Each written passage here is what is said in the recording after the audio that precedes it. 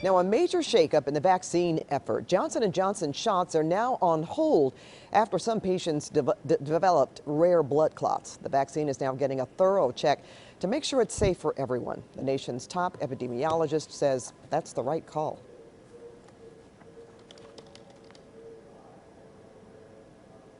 All right, sorry, we don't have the audio there for you right now, but Dr. Fauci believes the pause will likely only last days to weeks, not weeks to months.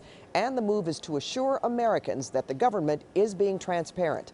The White House says the pause will not affect the nation's vaccine rollout program because the J&J shots account for less than 5% of vaccinations in the U.S. The decision today does have several local clinics scrambling to replace doses with Pfizer or Moderna. That's right, and people who have been looking forward for their shot are concerned that they'll have to wait longer. CBS 2's Rachel Kim is live at a vaccination site in Encino with what we need to know about today's developments. Rachel.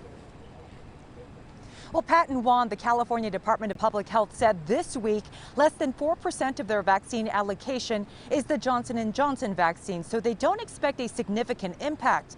But our local authorities are making sure that the vaccine isn't administered at their sites like this one for the time being.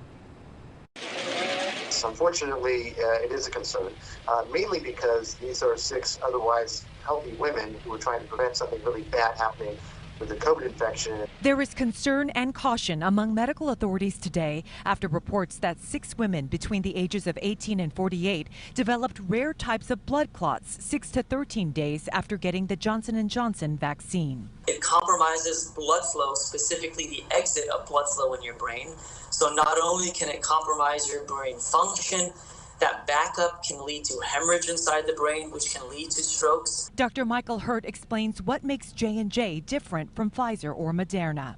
So the difference is that there's a virus that's doing some of the work that the Pfizer-Moderna vaccines don't require. We think that that viral infection, as benign as it is, combined with the spike protein, may be the secret sauce that in some patients is causing their blood to clot inside their veins and arteries. Following the recommendations of the FDA and CDC, the city and county of LA are pausing the use of the vaccine at their sites. The people we spoke with were signed up for the Pfizer vaccine, but they had heard the news about Johnson & Johnson's. I was worried for, the people that did get the vaccine, and I hope that everything is going to be okay with them, but it didn't really discourage me in general. I feel pretty safe getting the vaccine today. You've heard stuff about Moderna and stuff like that, so I mean, I'm not scared about it. Mayor Eric Garcetti's office said there were no J&J vaccine appointments at the city's mass vaccination sites today because of shortages. But this did impact about 3,000 scheduled appointments at smaller scale distribution programs.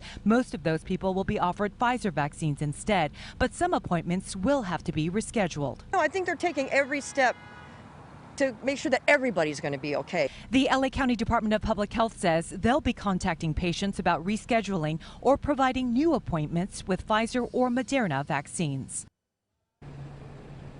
Now, the doctors we spoke with said if you got the Johnson & Johnson vaccine and are experiencing complications or extreme side effects, please go to your doctor or the emergency room immediately.